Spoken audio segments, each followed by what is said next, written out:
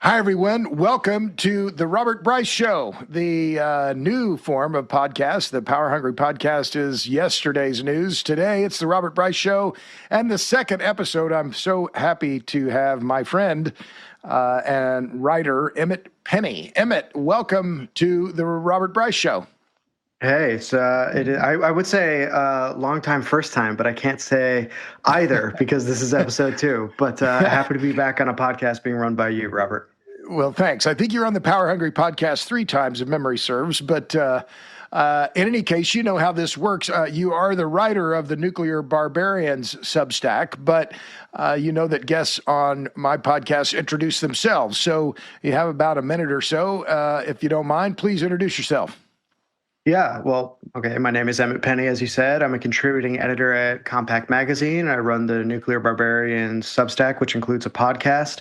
I focus on American industrial history, specifically the grid and the things attached to the grid. And that's what I've been covering for the last few years. It is a surprising place for a guy with 2 liberal arts degrees to end up, but so far it's been a pretty fun time. Yeah. Good. Well, that's a great intro. And this history and industrial history, cultural history are meshing now together. And the reason I wanted to have you back on right at this moment was to talk about the reopening of the Notre Dame Cathedral in Paris, which was rehabilitated, rebuilt, restored in a time frame a lot of people didn't think was possible. 5 years. I think the fire was in 2019.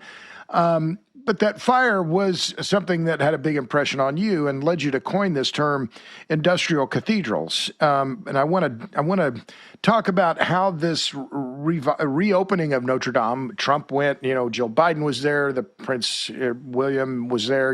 This was a big deal just a few days ago. And the reopening as a cultural moment for France, which is also one of the world's most leading nuclear countries as well. But to talk about what that reopening, how you saw it, and what that cultural significance of Notre Dame means in your view, both for the U.S. or for the world and for France. Well, I mean, I think to go back to 2019, as everybody, I'm sure, was shocked to hear that the cathedral had basically burned down. The photos were tragic to see, and the comments from the people of Paris were, I think, on point and predictably French. I remember somebody saying, "Oh, Paris, she is decapitated," which I thought was perfect. Just that way, with just that accent. I like that. Yeah, exactly, just like that. No, I'm sure they didn't sound like Pepe Le Pew when they said it, but it was tragic. And I think looking at this moment now, I am shocked that it got brought in on time. After it burnt down, about $1 billion flew in from all corners of the world to help rebuild this thing. French industrialists got involved. There's a lot of red tape cutting by the French state.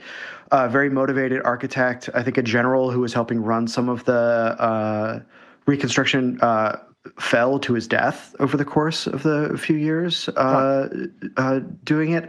And they also brought in artisans from all over the world to work on it. So interestingly enough, some of the wood elements were shaped by Americans. A man named Michael Burry from Massachusetts and another man named Jackson Dubois, who was actually of French Huguenot extraction. His family had made landfall in America in the 1650s in upstate New York. Right. And so he's almost a sort of a pilgrimage back to the motherland to work on that.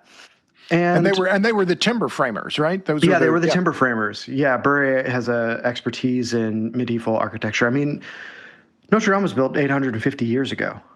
It has endured this long, which is astounding. And when I look at this, I see there's a lot of worry right now about the status of the West and perhaps Europe in particular, especially after all of the pain of the energy crunch following the invasion of Ukraine, in addition to a lot of political dysfunction Yeah. that seems to have convulsed the continent. And I think that this is a hopeful sign amidst a collapsed French government, that there are things that endure despite all of that, things that matter and are unifying. It'd be hard to imagine, Macron was, co-responsible for this happening. I don't imagine that Marine Le Pen would radically change course on something like this. Not that she would have to, if she suddenly rose to power. This seems to be a thing that the French people are pretty much unanimous about, their pride in having brought it back to life. Yeah. And to have done it, to get out the archival materials, to bring in all of these artisans who have stewarded these ways of crafting wood and stone and what have you, to make it look as it did. They could have easily turned it into yet another piece of modern architecture that looks like you're living inside a shitty iPhone. Right. And they didn't do that. I think there is a great respect for the past and tradition that's happening here. I would not describe it as reactionary, and I would rather describe it as conservative but not nostalgic, because it is really about preserving memory, not telling yourself any fictions about the past and how much better it was then, but rather figuring out a way to keep it alive in the present time as something that can inform us on what is most valuable to us today. Yeah. I like that idea of conservative rather than nostalgic. So conserving this part of the past. But it seems to me that there, and we talked about this a couple of days ago in preparation for this chat here, but that the cathedral is a cultural touchstone in France, which is increasingly an agnostic or atheistic society. I just looked it up in the 1950s. 25% of French people went to Sunday Mass. Today, it's less than 2%. In 2008, 43% of French between, I think, 18 and 59 identified as Catholic. Today, that number's 25%. So there's this identity of the cathedral as a cultural location, right? Not necessarily as a religious one. But there's also, we'll come back to the industrial cathedral part of this in just a minute, because that's a harder argument, and it's one that you've been making about looking at nuclear plants as our industrial cathedrals. But or do you see any overlap there in France, this modern France today, with one that is increasingly non-church going, but still attached to this church as a part of their heritage? Yeah, I think to me it indicates that there are things of value that simply can't be abolished by the flows of time. There are things that are going to matter no matter what. And this is part of why I've talked about industrial cathedrals. Once things like this are achieved, they forever change their environs and the people who experience those environs. They can't help but be meaningful. There's almost an inexorability to it. Now, obviously, that doesn't mean that the French people were going to just fix this in 5 years and stuff like that. But I think it does mean that it increases the likelihood that that would happen at all. There's a critical mass that's drawn to pieces of architecture like this, or, one would hope in the next 100 years with industrial achievements like nuclear energy, to lose them costs too much. It's almost like sunk cost fallacy need not apply, because the scale is so long, the things are so important, that it is worth what we put into them to maintain them. Now, you can do things better or worse, obviously. I'm not making a case for just throwing money and resources at things willy-nilly. But what I am saying is that the cost of losing something like Notre Dame is so catastrophic, I would say, at a cultural and psychological level. It's so demoralizing for the people that it is not worth foregoing. It has to be done. It has to be done. It had to be done. I just can't imagine a world where this didn't happen. I can imagine a world where this took 25 years, or something like that, and was done less well. I can imagine all sorts of other iterations of this. I think we're lucky that we got sort of the best possible version, but I can't imagine a world where that happens, and it is a world that is way worse than the world we're living in today. Well, and the what I wrote down just as you were talking about that is the word faith, right? That there was a faith in, well, okay, so there's this religious faith in that has been eroded, right? But the faith in this cultural idea or the cultural what the cathedral represented in the society didn't fade. You called it in your recent Substack on nuclear barbarians. You called Notre Dame a civilizational jewel. And that to build a power plant, I'm quoting here, to build a power plant is to tell ourselves that we believe in our own excellence, that we believe in our own future. Well, that's an act of faith, right? But there's this, I want to get back to this, the two ideas here that it seemed to me are overlapping is this faith in the Catholic Church, despite its myriad flaws, but a decline in faith in industrial cathedrals that it may be coming back, appears to be coming back, and in the decline in faith in nuclear, but now there seems to be a resurgence in those ideas of faith around the technological cathedrals. Is that a fair way to think about it? Yeah, I think so. I mean, I would put this. I think it's important here to look at the timescales. So we've already talked about how long Notre Dame has already existed. Yeah. It has become part of the French and Parisian identity. Yeah. And that has taken countless generations to achieve. Now, all the distances in France are measured from Notre Dame, right? This is well known, right? This is the center of town, right? This is from where we measure is right this spot right here. This is the heart of the whole thing. Now, our industrial world, while it did not happen in a quick revolution the way that a lot of people advertised in the 19th century, it is certainly newer, certainly more novel in experience. And we've had, I think, a difficult time assimilating it into our idea of the past, present, and future. And I think because of a certain element of what industrial modernity has achieved. And I think we might even look at how we understood history to flow by the late 19th century. For a long time, there was an idea that there was no such thing as progressive history. We had cyclical history, the course of empires. Yeah. Right. Birth, rise, decline, fall, and then you restart it ever. Sometimes this is told on a civilizational scale, like in Giambattista Vico's work, The New Science, where he's talking about great floods that have wiped out humanity and then it resurges and things like that. All sorts of myths we've had about how to think about this. But it's only after we start to begin to scale up our industrial lives that we start to think that human nature might be mutable, that our environs are most definitely mutable, and that new things will solve old problems all of the time, and there will always be new things. And that is incredibly compelling to somebody who has watched their life go from using an outhouse and carrying water from the river to having a flushable toilet and turning the lights on at night by the flick of a switch. We can look at what happens in the Tennessee Valley during the TVA years as a great example of that, right? So that's incredibly persuasive, and many things have gotten better in the world. But I would argue that this has created a disjuncture between it has led us to take for granted the things we have achieved because we always assume that a new thing around the corner is going to solve whatever problems we're facing today, not understanding that every new thing is built on a bedrock of achievement, that now we have to create a lowercase e conservative language and understanding to maintain so that we can keep getting the new things that improve our everyday lives. You can't have all of the, horrible and also incredible advances we're going to get out of AI without a well-functioning electricity system. Sure. It just does not happen, right? So that is what I'm talking about when I'm talking about the disjuncture in timescales.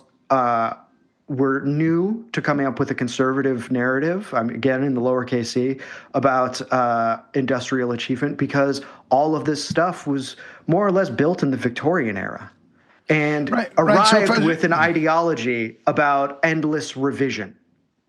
So if I was going to read that back to you, this is about evangelization, right? So we've had the Catholic Church evangelizing now for centuries, right? For a millennia, right? Around the faith and around rallying in the church and the sacraments and the Eucharist and all of these things. Whereas the evangelization for nuclear, since the 50s, right? This isn't a long time period, right? So that the selling, I guess, or the buy-in or the faith in nuclear hasn't been seeded to the same extent that the Catholic Church has seeded the faith. Anyone has seeded the faith, right? Uh-huh. I mean, I think that there's a difference between, I think what we're looking at is two different epochs of Western civilization that have overlapped and intertwined with each other. And that I think that we're experiencing not just a level of technical failure in the case of the American grid, which we're approaching closer and closer every day at this point. Right. Solvable problem. We can still pull out of it. No need to be a doomer. But I think that there's also a failure at the level of cultural narrative about these things. How much does anybody get? Let me interrupt. So just to be clear, the two epochs you're talking about are what? The world of Christendom and the world of industrial modernity. Okay, or where I thought you were going to say the world of Christendom and that church-centered world and the new electronic age, right? Similar thing. I would put them in the same era, right? We're just sort of like in the most recent electronic microchip version of industrial modernity. Right. Yeah. Although, but the electric age built on that bedrock that was created, to your point, on the industrial age, right? The Edison used steam engines on Pearl Street, right? These were not. He used those things as the bedrock for the next epoch. So, but did the rise of the electronic epoch then necessarily doom the one that was Christendom because of the hyper-individualism, the sector, the splintering of the society? How do you see that? Or am I getting too far in the weeds here? No. I think that that's an open question that people have been trying to navigate for a long time, is what is the relationship between how we have created after the scientific revolution and then the industrial revolution, what our relationship is between like technology and tradition. And how we understand these things. And that plays out in the American view. This is, the Victorian era and the American progressive era, I think, are woefully understudied, especially from almost a political philosophical view, right? So let's just talk about that a little bit to help put a little more form to this. The progressives who are coming out in the post-Civil War era, turn of the century in America, so 19th to 20th century, a lot of what they believe comes from a few different aspects of Western thought. So first, there's Charles Darwin's Discovery of the Origin of Species Through Evolution, hugely popular book, hugely impactful in America. And it fitted into certain racial ideas of the progress of races, the white Anglo-Saxon race, according to the progressives, being the most dominant and important one. I mean, they were sort of Victorian racists in that way.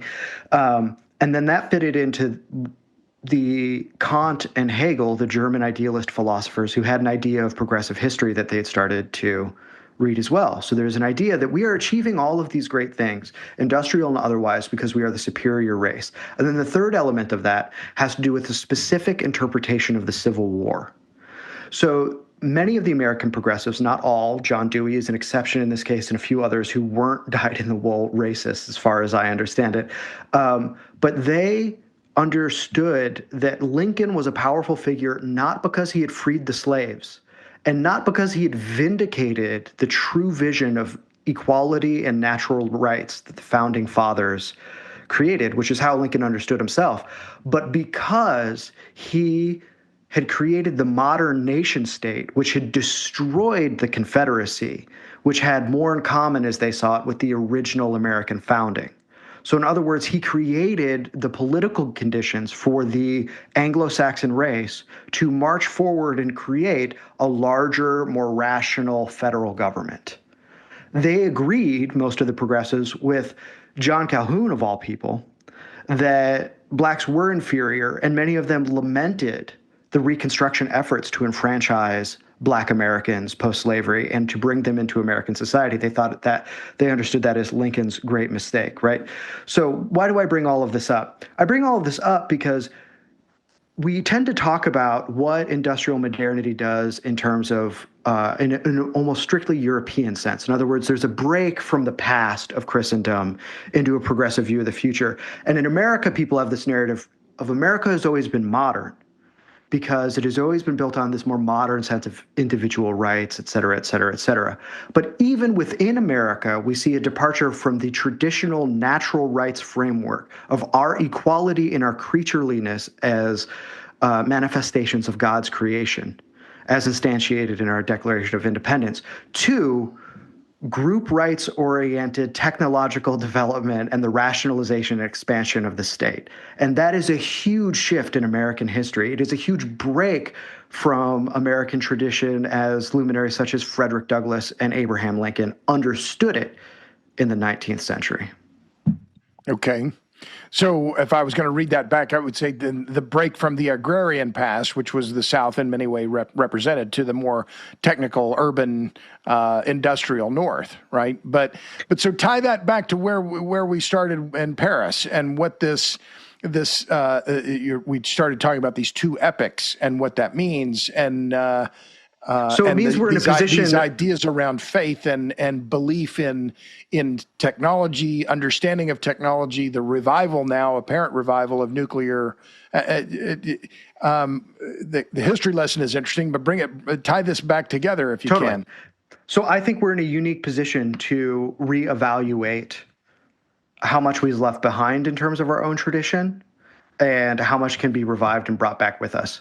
That we don't have to drink of the progressive cup of the endless revision of the world in order to have all the benefits of industrial modernity.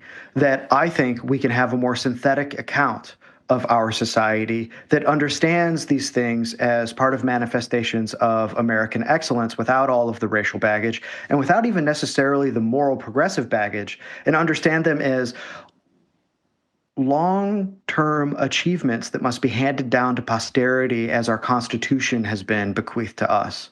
That we almost need a traditionalism of industrialism to help bring us into this new era.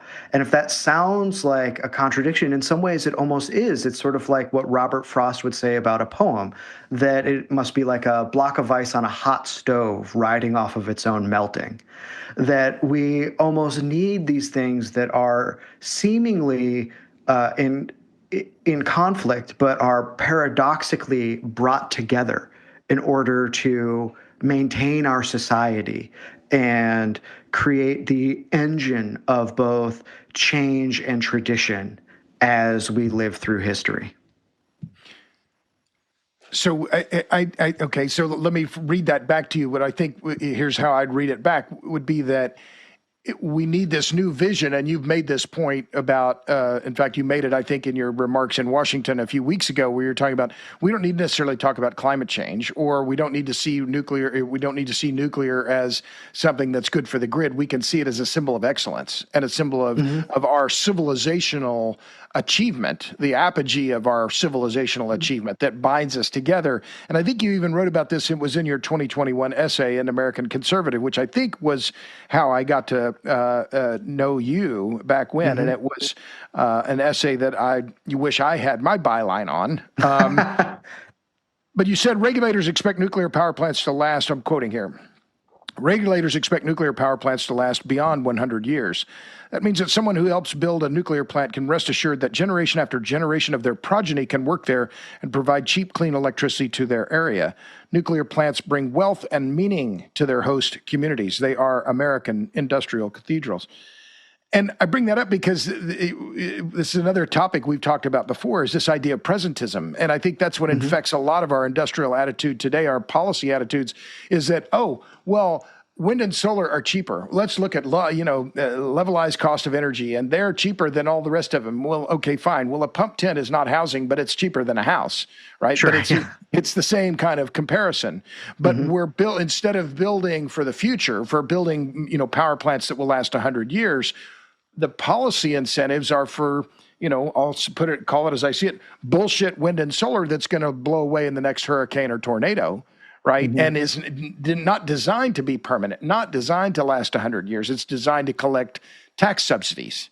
And so, if I'm reading back to you, what I've heard you say is that this faith that we need, this new kind of social construct, social agreement, is on this idea of excellence and seeing nuclear as that civilizational excellence that's going to sustain civilization for the coming decades and centuries. Is that, am I reading that in the back correctly?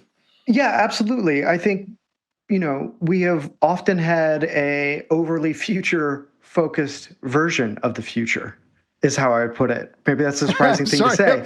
Wait, I'm sorry. I don't No, follow you there. I'm going to clarify. Okay. But what you just said is sort of indicates what I mean. That this is about what we've already done and what we're doing today and how it is going to form and shape tomorrow's life for the better. Yeah. That is not that there's going to be some cargo cult of technology that comes down the pike and solves all of these problems. It is that we already have the things that we need to do today that can guarantee that beautiful future for our posterity. And those are based on achievements that we have already accomplished. So we need to evangelize more for nuclear. We need to evangelize more for nuclear, but not just nuclear, for, I think, a better understanding of the grid as a whole, our industrial commons, these things that make every other part of our life possible. These are things that we have to take care of. The electric age is not going anywhere. It will be with us forever. As long as humanity is around, as long as humanity can take care of these things.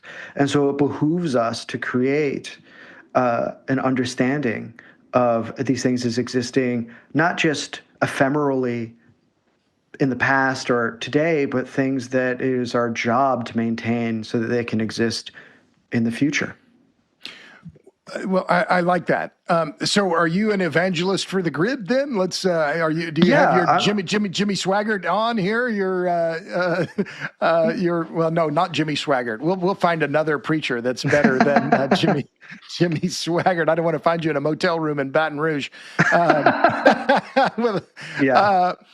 But that this evangelization, I think that I sense now, I may be getting a little in the weeds here, but you feel called to evangelize on these issues, right? That this is part of where your motivation, what gets you up in the morning, is trying to get people to understand this industrial commons, this that has been bequeathed to us by the TVA, by George Norris and Burton Wheeler and a whole bunch of others who now are giving us this incredible infrastructure that we now need to conserve and improve on as we look at the future. Yeah, I mean, I just think that, and I think there are, sociological, historical reasons for why industrial history has fallen to the wayside is something that the Academy is interested in, perhaps much of it having to do with the deindustrialization of the United States itself. But I think that bringing these things into the national narrative are highly salutary for creating a society that values them. And that's part of how I see my role here is I try to bring the things I have learned from my humanities education and bring them to prevail on the grid, which is mostly just seen as an object of technology and economics and regulatory tapestry, but has always been part of cultural and values and philosophical debates that we have been having about ourselves as a nation almost since its inception.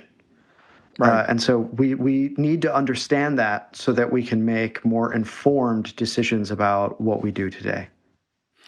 Yeah, I like that.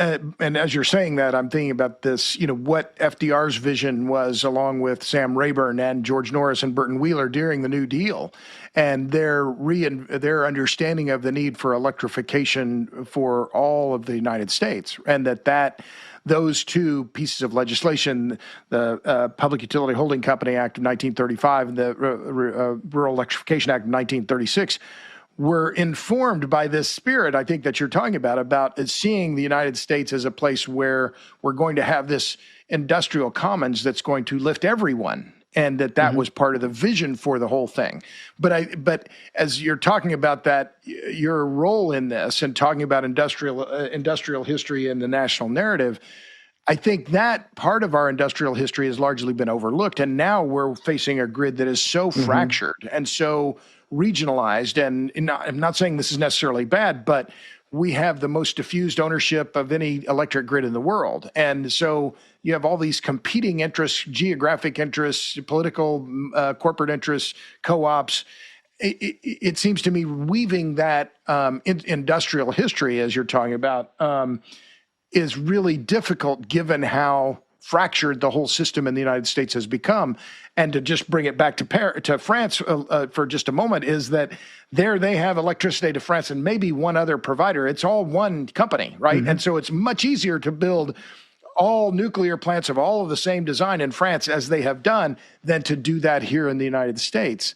So it's just an observation, but I think it's that how do we then refashion that narrative around, and a national narrative, a nationalist and to some degree narrative around understanding the grid and bringing it back to its, getting people to understand that history and why we need to be more conservative toward that asset as we move into the future.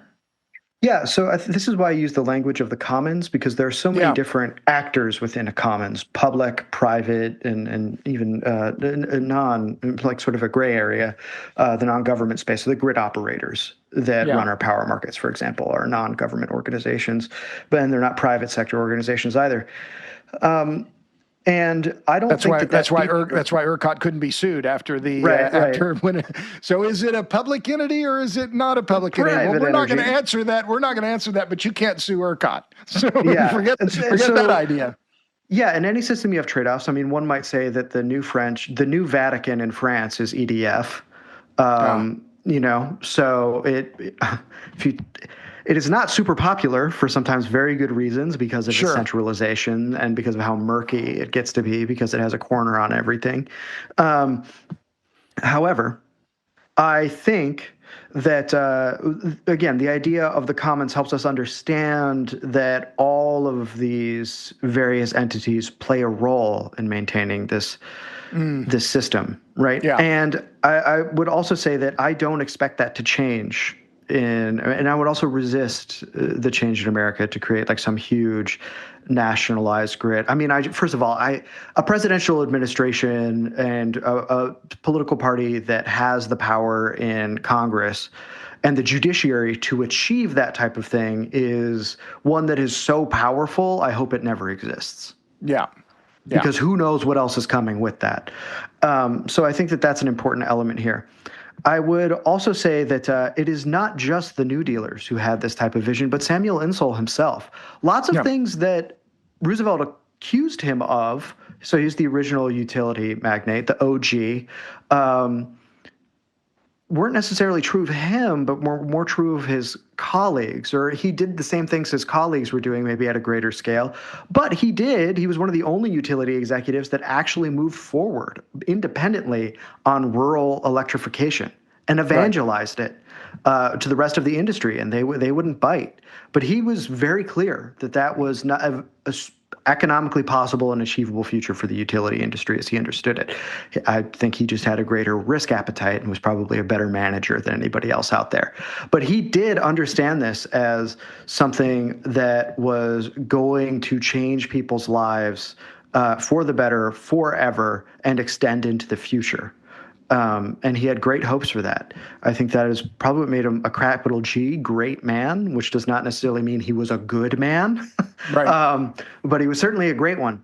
So I would say that it's important that we have examples of both public and private sector actors who have that vision, because it indicates that we have the seeds of an understanding of our grid as an industrial commons, even within our own history. And I think that gives us some productive leverage to evangelize this idea going forward, so that actors within the system can take a step back and perhaps take a look at the incentives at play currently and whether they're the incentives that we need to keep going or perhaps depart from for system integrity. Yeah, it's interesting, thinking about Insull in those historic terms. And my friend Steve Brick is right, and I agree with him that Insull has been, his reputation has been, He's been slagged over and over. And Roosevelt ran against Insull in 1932 in many cases, calling him out by name, saying, he's one of these, these corporate magnates, and we're going to get rid of these him. Ishmaels. I think that's right. Exactly. When Insull was also one of the great innovators in American history and brought down prices and was eagerly trying to bring down prices. But think about these then in terms of today, the evangelists for the grid. Who are they? I mean, we need a Joel Osteen for the grid. I think about the oil and gas industry. Now since Boone Pickens is dead, who's their most identifiable person? Well, there really isn't one that's going on MSNBC. You could argue maybe Chris Wright is the incoming. I was about to say Chris Wright's probably as close as you're going to get. Yeah. Right. But but Chris is younger than Pickens, didn't have that long history, didn't have that sweet Oklahoma accent, the rest of it. Who then are going back to these ideas around faith and understanding about evangelizing for the grid, because we're going to need some reform and we're going to need new regulatory regimes, I think, in Washington to allow nuclear to succeed in the U.S. over the long term. Who do you look to? Is there someone that you can point to besides yourself, other people who are looking at this and saying, okay, we need a new approach here? Robert, you're...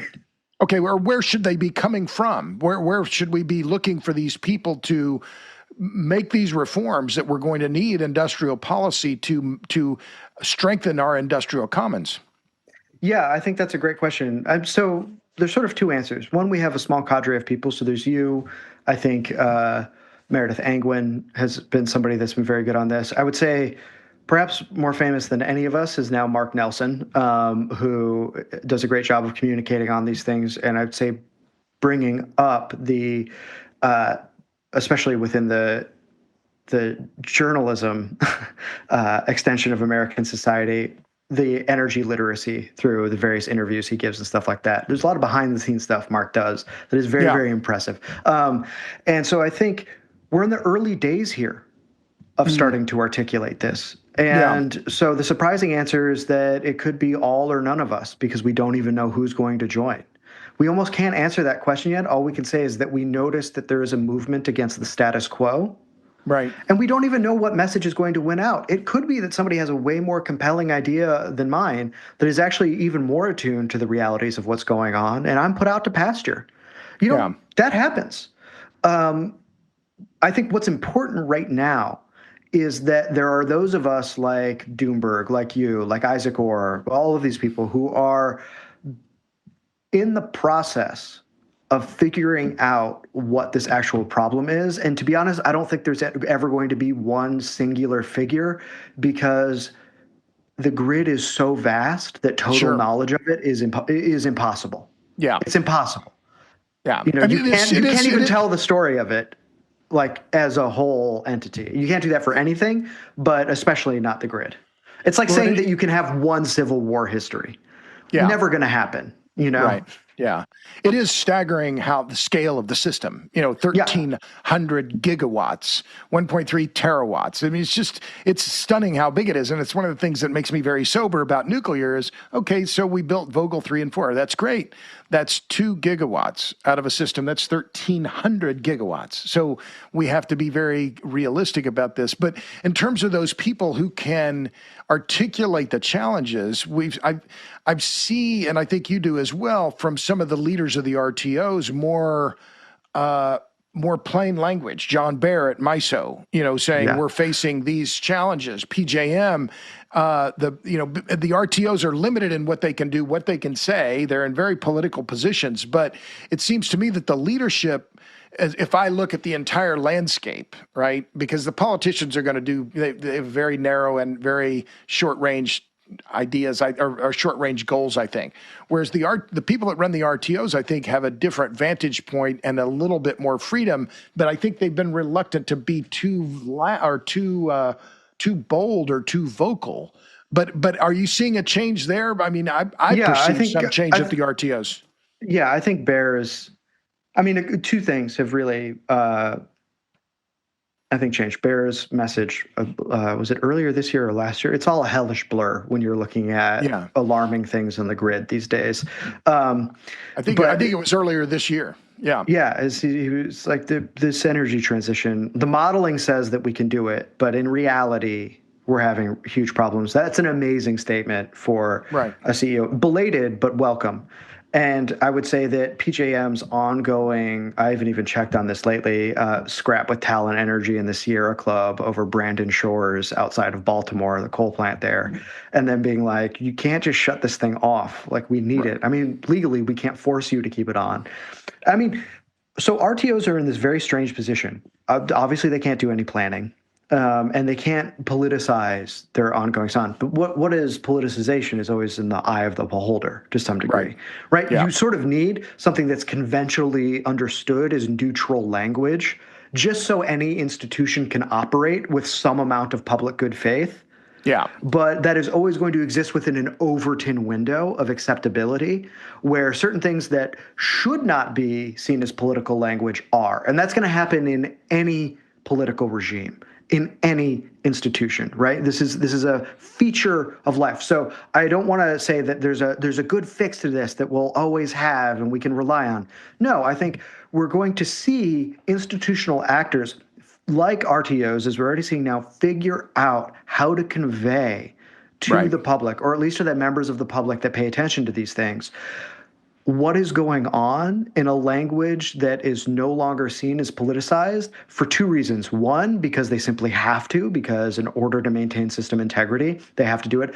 And because I think we are already starting to see a public shift in consciousness away from strictly a climate-oriented view of what energy is and does towards a more pragmatic understanding of what energy and electricity mean for our world. Now, this is never going to be a broad public, everybody agrees with it, because A, that never happens in American society. We're just too big, too fractious, and it's not even in our constitutional framework to be in unanimity with each other. It assumes that we never will be. But I would say within the group of people who are the movers and shakers in this realm, we're going to start seeing that shift. I think there was an op-ed in the New York Times the other day that was something like, climate activists need to maybe not focus on beating up on the fossil fuel industry all the time and figure out what they can do for the world in a physical and material way rather than just lambasting people. And I'm like, if you had told me that anybody was writing in the New York Times about that and not getting the cops called on them, 5 years ago, I would have been shocked. But here we are today. So I think it's really going to be those two things that determine what these institutional operators feel like they can and need to say in their public-facing language. I'm sure if what are those the two things? Just remind me where you. So the change in cultural understanding of what energy means and does for us, and then frankly the state of emergency as they understand it, creating the obligation for them to figure out how to communicate these things frankly. Right. Yeah, so to read that back would be the importance of energy, not just decarbonization, and also the risk that we face. I mean, just paraphrasing what the risks that we're facing on the grid. I think that makes sense. I found what John Baer said, and I wrote about this in February on my Substack. It was in March. He said. It was in February 22nd, MISO, which the Mid-Continent Independent System Operator, John Baer, is the CEO, said there are immediate and serious challenges to the reliability of our region's electric grid. And he said, and then now the parts of this are bold-faced in the original, and the first line there is the transition, and in bold and italics, the transition that is underway to get to a decarbonized end state is posing material adverse challenges to the electric reliability. And then he talks about wind and solar. He says they lack key reliability attributes. That's his line. And then meanwhile, efforts to build new dispatchable resources face headwinds from government regulations and policies, as well as prevailing investment criteria for financing new energy projects. So he's laying it out pretty well in language that I've used, but also in a different way. But this is a very large RTO, I think second only to PJM, I think in size. I'm not sure of that. But nevertheless, a major operator, not a controller, not a builder, but someone with a big platform But they're still warning about this now. And even in more recent months, all of the grid operators saying we're not building enough dispatchable capacity. But we're also building a lot of gas, which love me some gas, but we're also seeing, in my view, a grid that's becoming too reliant on gas. Yeah, it's over-indexed. Yeah, for sure. Well, okay, so I want to bring up a few things here. So Sure. I think we already know how the mainstream environmental movement is going to respond to things like what Bear says. I covered that as well in my Substack in a piece called "Did a Grid Operator Just Deny Climate Change?" Yeah. And the thing that I pointed out is that at the same time that he was saying that, there was some UK-based group that is basically trying to lobby YouTube and say that people who say things like John Bear are committing the new version of climate denial, which is admitting that there are any technical limitations or trade-offs for wind and solar. And of course, who did they cite in their big report on that? Amory Lovins. He was the main thing they pointed out. Like, actually, it'll all be okay on a wind, water, solar future with some batteries thrown in. So I think we can expect that, but I actually think that is going to put them in a position where they have to explain too much, because eventually that's just going to sound like, who are you going to believe, me or your lying eyes? And there's kind of a rule in politics, and if it's that you're the one that has to do all the explaining, you're losing. It means you don't have enough momentum behind you. So I think that people like us are about to have to do a lot less explaining, and that means that people will be hilariously wrong, but also directionally correct. A great example would be Billy Bob Thornton's character's recent monologue on The Landman, where he talks about the limits of wind, and he gets some basic stuff wrong, like, us never being able to build a certain amount of transition. I mean, we could make a transmission to onboard wind, or the life cycle emissions calculations. He gets that wrong. The idea that we're going to run out of oil and gas, also wrong. So he gets a lot of things not correct, but the basic point is correct, which is that we exist in a petroleum-based society and will for much longer than a lot of people think. And so I think that even indicates that we're seeing a cultural shift away from that, where we're going to have to do a lot less explaining. When you have to do less explaining, it means that a lot more people get to be, again, like factually incorrect, but directionally right. And that's what a cultural consensus looks like. So I would say another thing about what's going on with having too much gas on the grid and what that looks like. And something you said earlier about, we don't have the level of nationalization required to do what the EDF did with the Mesmer plan in the 70s. Right. Yeah. And just stamp these things out. So I'm wearing the nuclear company. They're a new company. I'm wearing their swag right now. Love them. They're a private sector actor that's trying to figure out how to solve this problem. And they're trying to bring already nuclear operator approved utilities that already have sites, because plenty of nuclear plants don't have their full stack of reactors. Right. They have a gap. Hyperscalers, all of these people into consensus for a fleet scale build that's coordinated and risk covered across entities that isn't reliant necessarily on centralization. And I think if we're going to capitalize on having fleet scale builds of a known reactor types, that'd be the AP1000, that something like that is probably our best bet, because it is also not entirely reliant on federal money to achieve, which means that it has a better chance at creating consensus, because it is going to bring in people from different regions and all sorts of that to the table to do it. And so I think that there is a way to build nuclear without having to figure out how to create completely nationalized entities in America, and that is going to be the way forward. And that's why I think it will always be an industrial commons, not necessarily a nationalized platform that is owned lock, stock, and barrel by the government from generation to transmission to distribution and then consumption, right?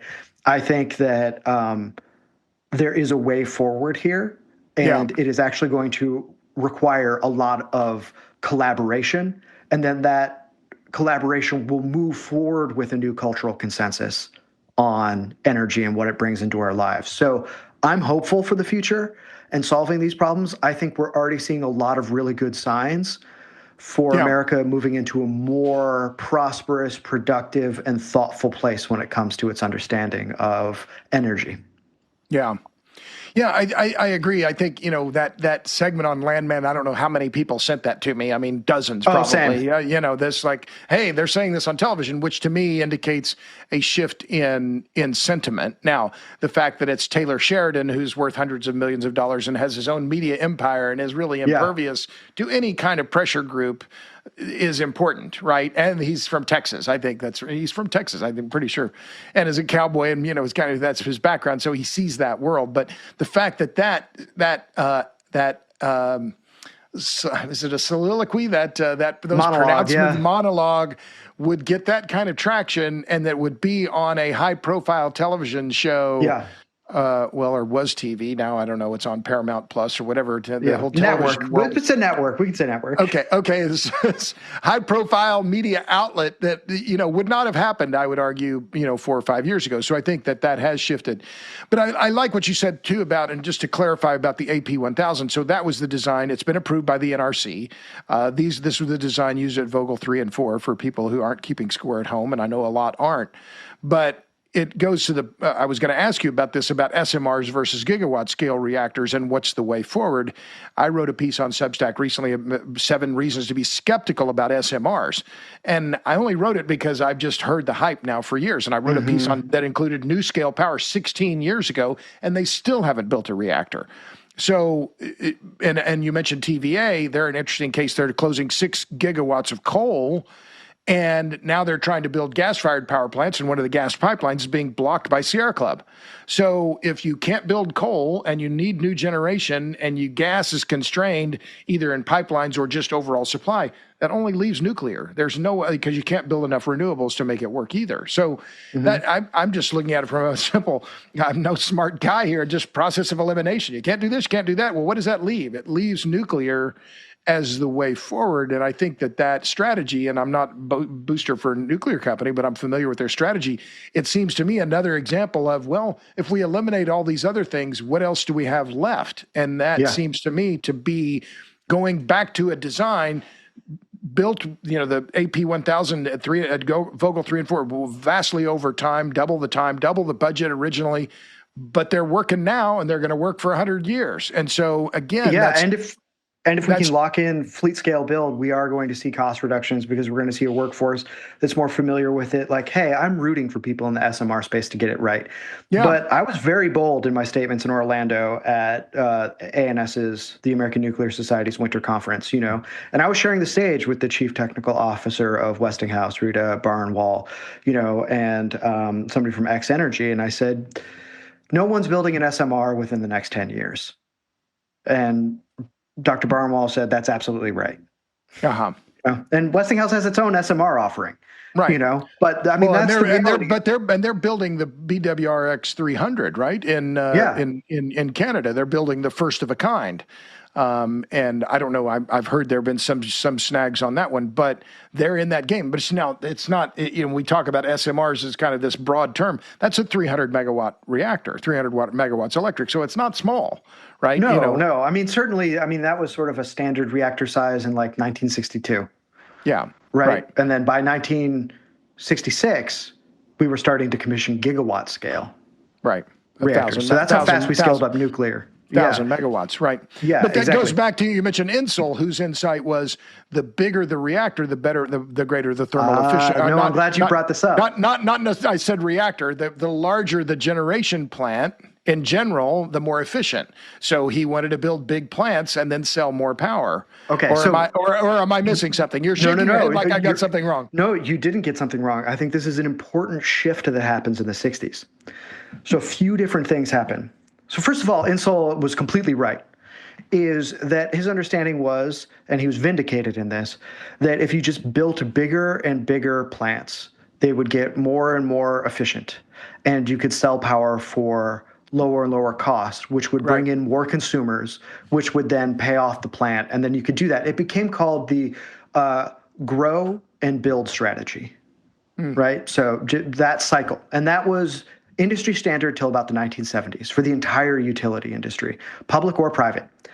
Now, that also with the vendors, so the manufacturers who sold power plants to the utilities, created its own engineering dynamic called design by experience.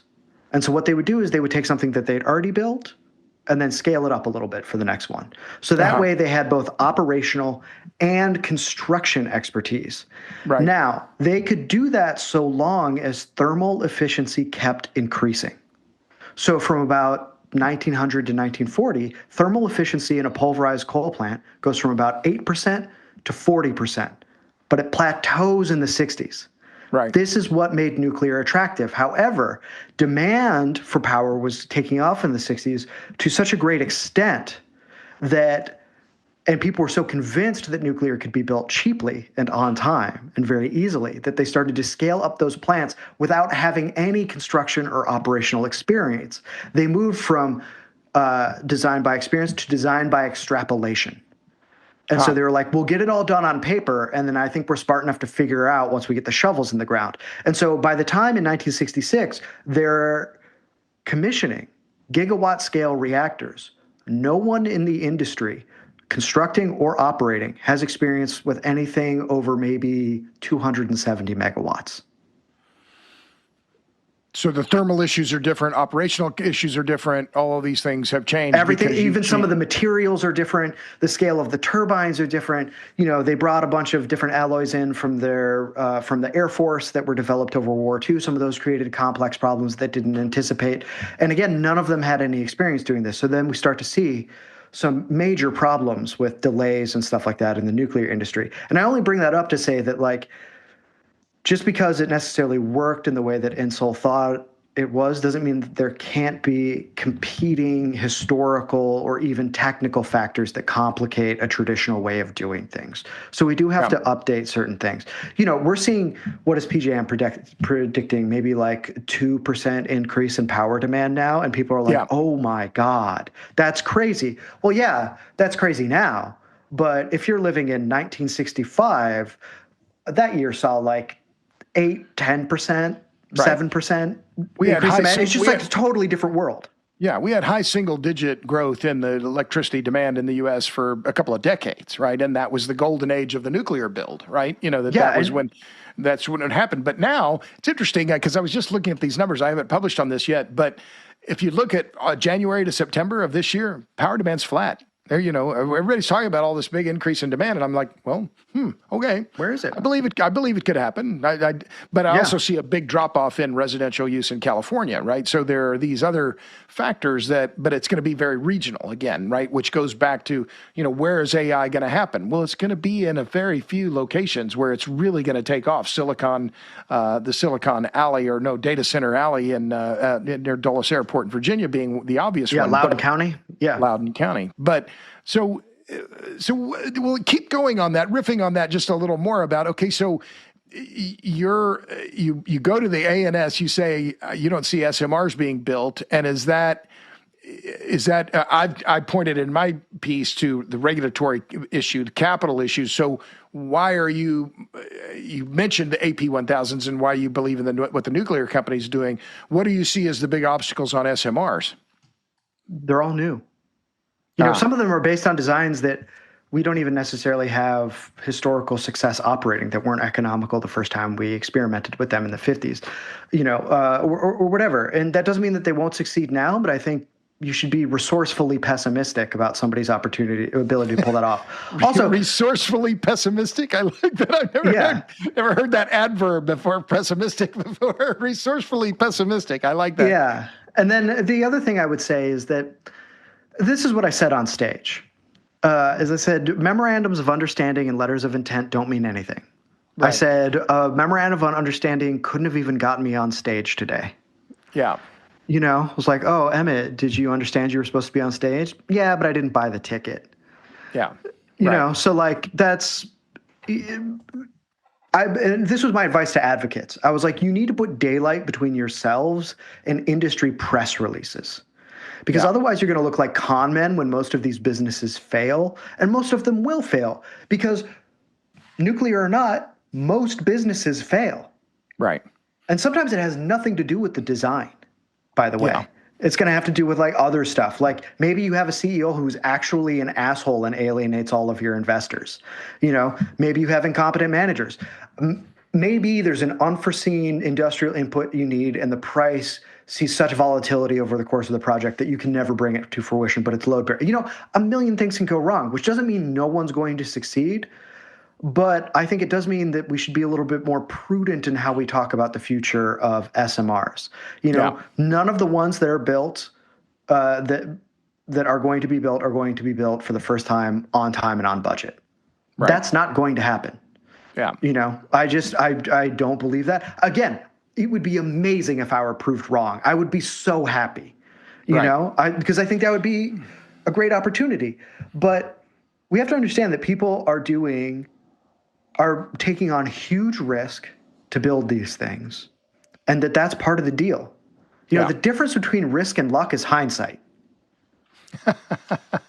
Is that your line? I haven't heard that before. No, I've heard it before. That's not unique to me. I've definitely heard that before as like advice for how to think about your past. Right. But I think it's true. And so I think, and you got 41 companies. As I was writing that piece, I published a few weeks ago. I found 2 new companies as I was doing the article, and I thought, I've got to add this to my chart. And I have a PowerPoint, and it's 41 companies. And I thought it was, a couple of months ago, I thought it was like 35. And I just keep finding new companies that are out there. There's one here in Austin, ALO Atomic, I think. And I don't know what they're, it's a micro reactor of some kind or another. But the shakeout is coming, and only a handful, and I don't think even the best technology is going to win. It's going to be the one who has the deepest pockets and the longest staying power, right? So don't bet against Bill Gates, right? Because he's got deep pockets. So there's that, or it's just the one that, for whatever reason, which again might not have anything to do inherently with the design, gets built first. Right. Yeah. Right? Because that's what happened with the light water reactor. Like in a certain way, Hyman Rickover was just inevitable. He built the nuclear propulsion reactor, pressurized water as the coolant and stuff like that. And then when Eisenhower went to balance the budget, he cut the Air Force's reactor program, and he cut the aircraft carrier reactor program, and civilian nuclear was given to Rickover, or he took it, depending on how you want to look at it, as a consolation prize for the aircraft carrier reactor that he actually wanted to build. He didn't actually think that nuclear was ever going to be economic, and he didn't think that by the time he had finished Shippingport. I should add that the Government Accountability Office did find that part of the reason Shippingport was so expensive is because Rickover was so uptight about everything that it came in way over budget.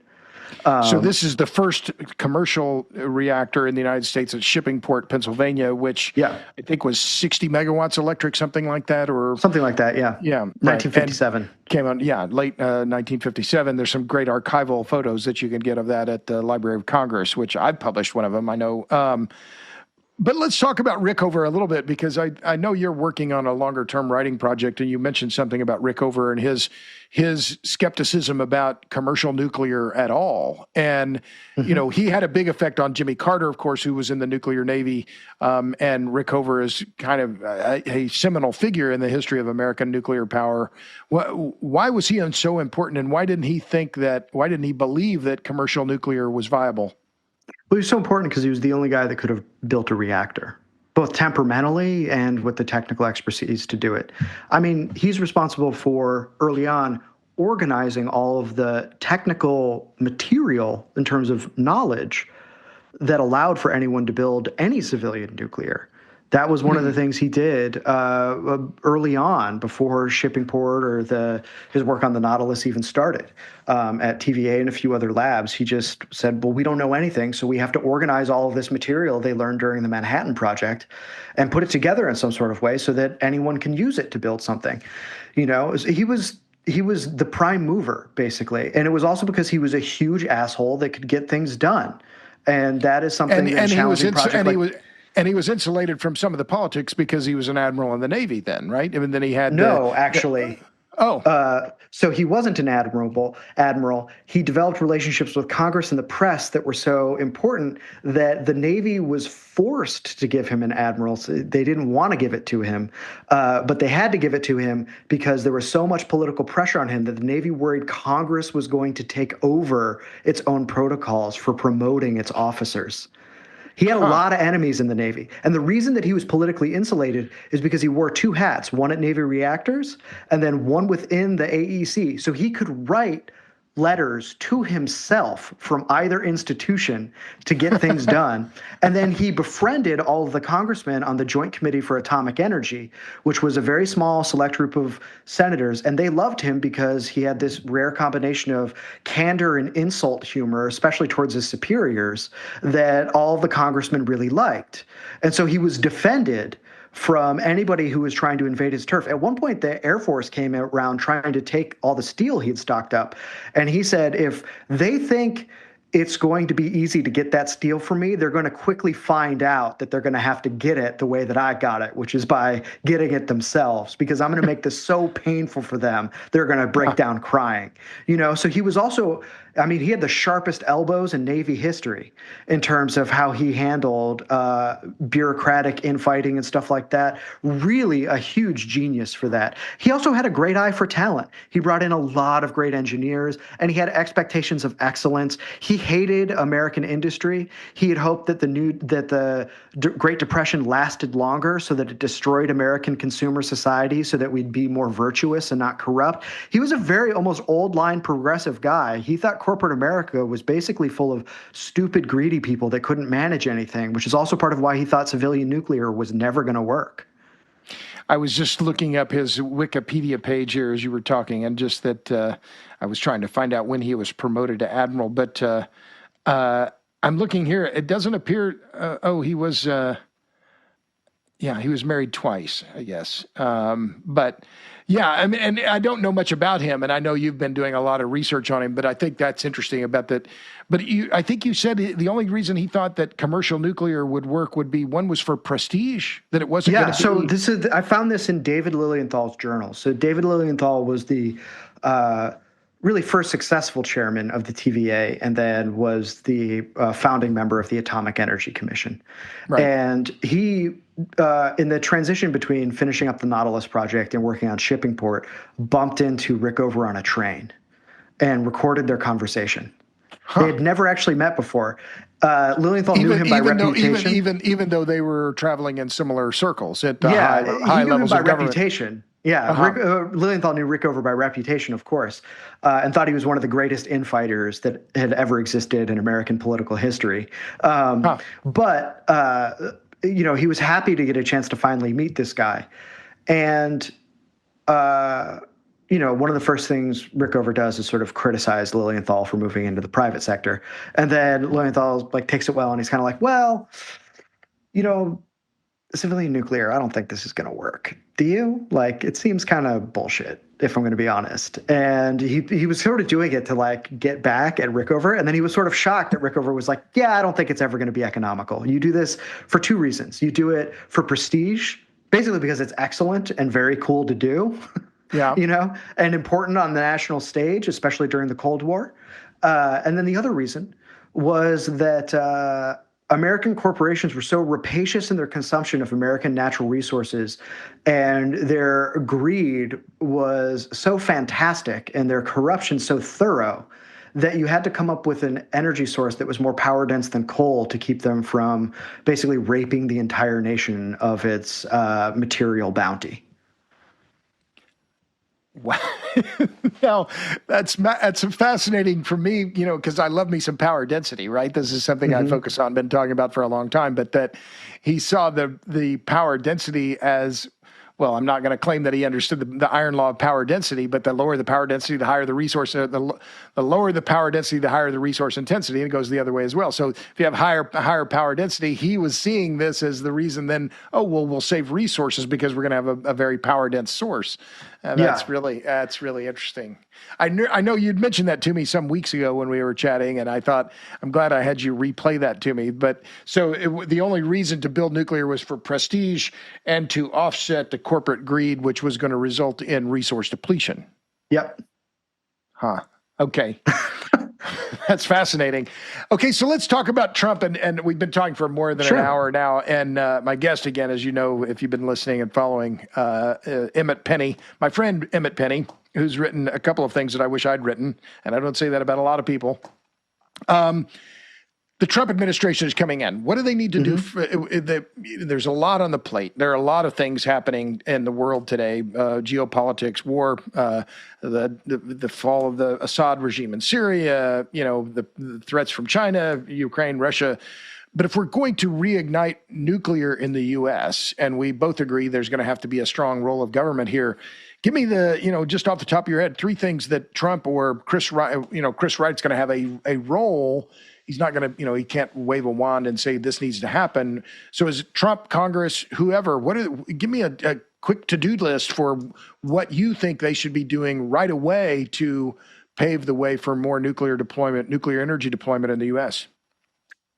So I know that, there are companies more or less prepared for whatever's going to happen, the nuclear company being one of them. They're happy to work with any DOE on what they think the future is going to be.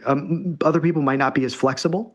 Right. And so I think the real fight is going to be what to maintain in the Inflation Reduction Act and what to get rid of.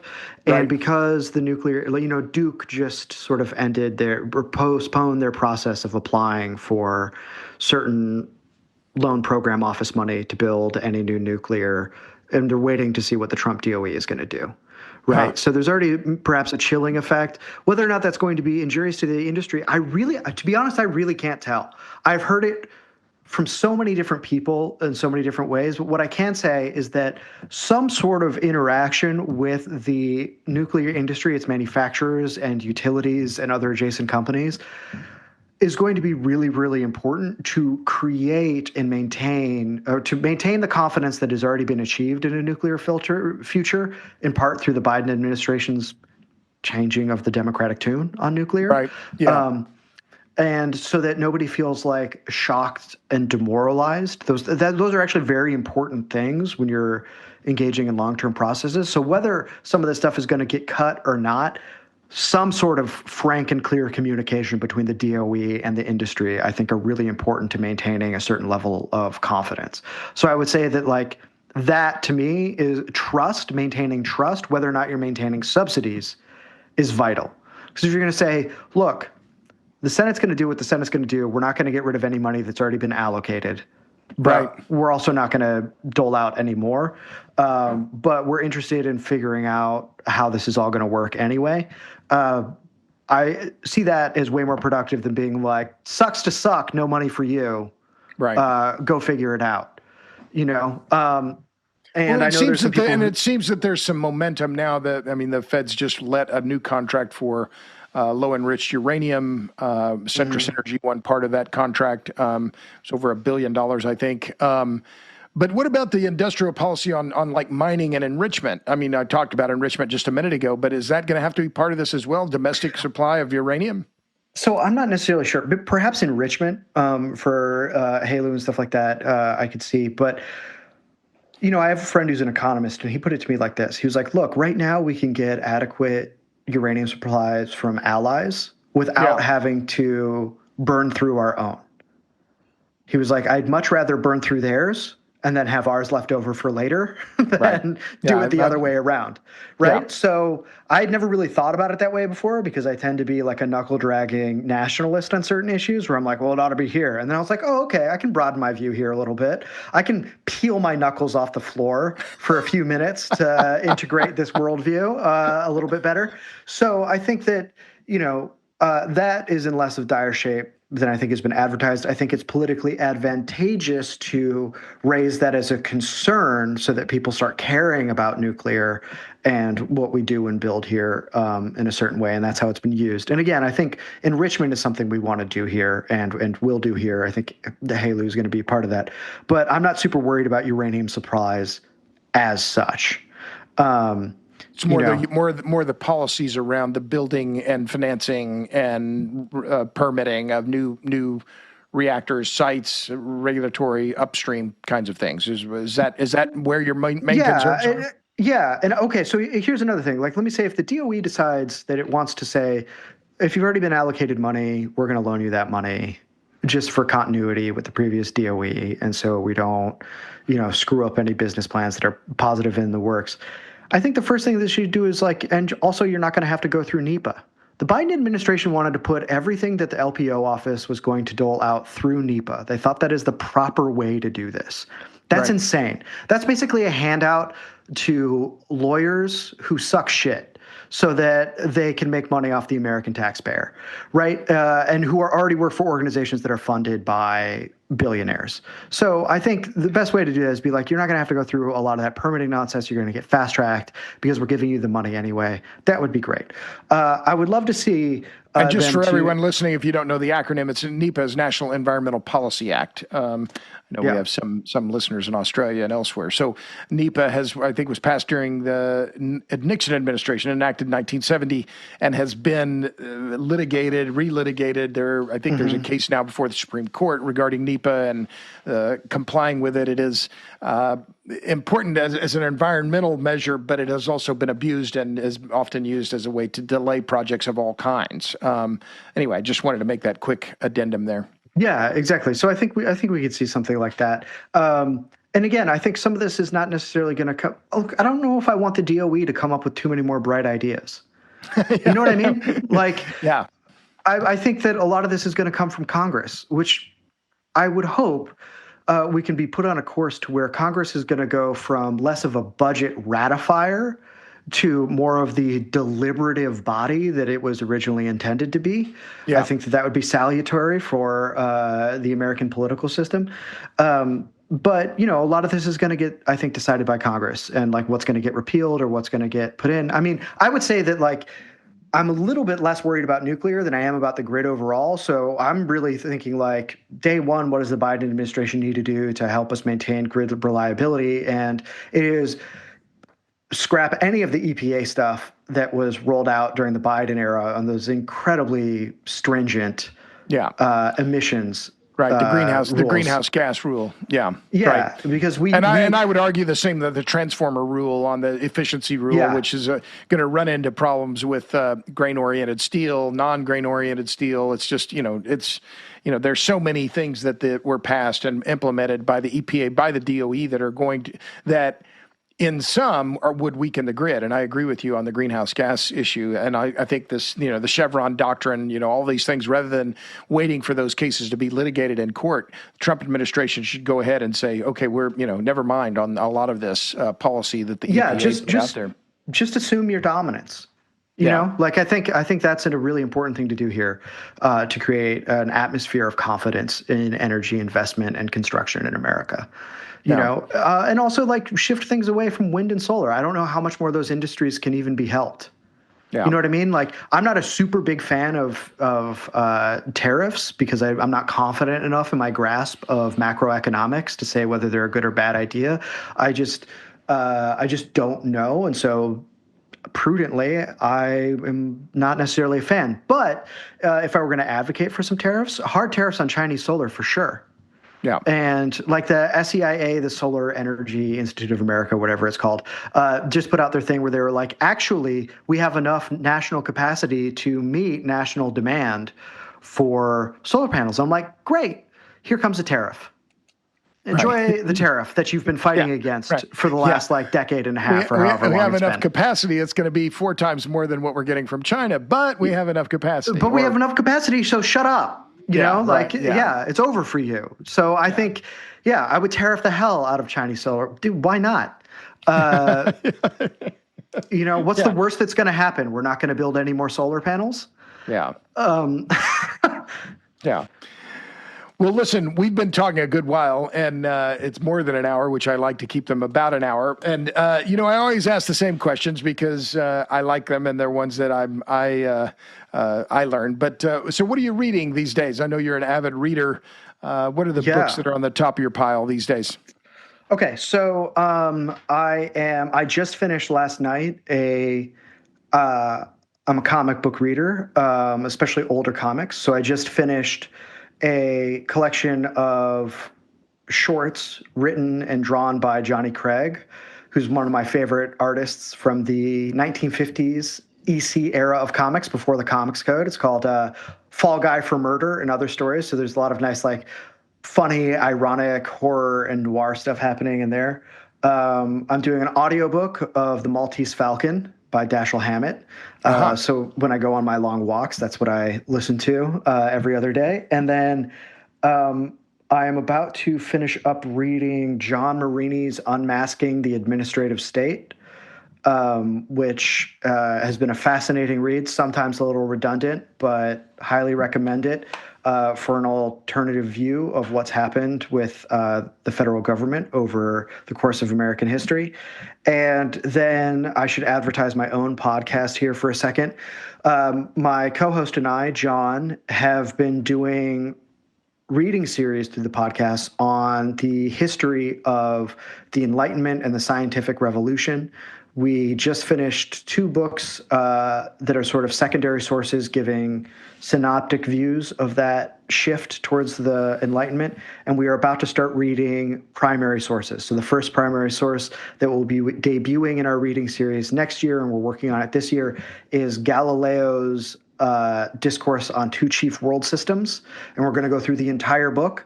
So if you had always wondered what was actually argued in some of these foundational works of Western history, and you feel like you want to read along or would like to have somebody just give you the digested version of that, we're going to be debuting that as a reading series next year. So I've cracked open that book, and we've been doing a little bit of secondary source researching for that.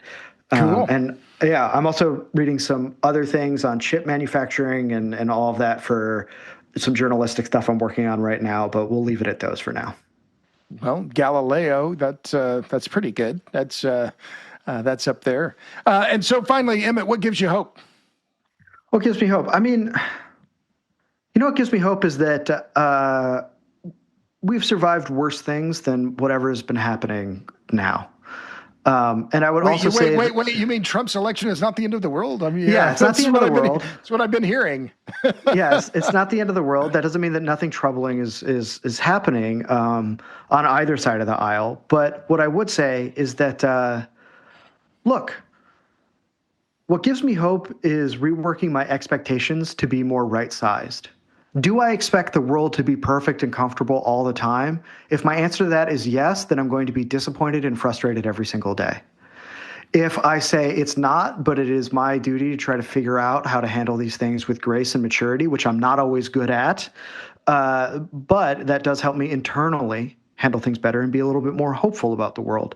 The difference between hope and optimism is that optimism is an uninformed perspective and hope is a perspective that you've cultivated.